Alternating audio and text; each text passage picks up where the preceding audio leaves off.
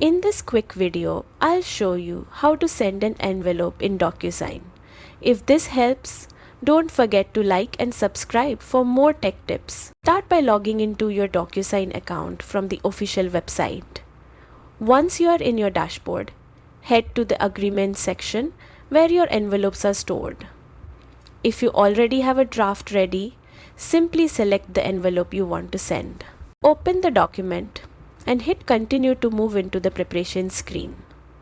Here, you can review and adjust any signature or initial fields to make sure everything is in the right place. Double check carefully before moving forward. When you're ready, click the Send button in the bottom right corner. Your recipient will instantly get an email letting them know the document is waiting for their signature. And that's it. You've sent an envelope in DocuSign. Quick, secure, and simple. Thanks for watching. Hit that subscribe button for more easy guides.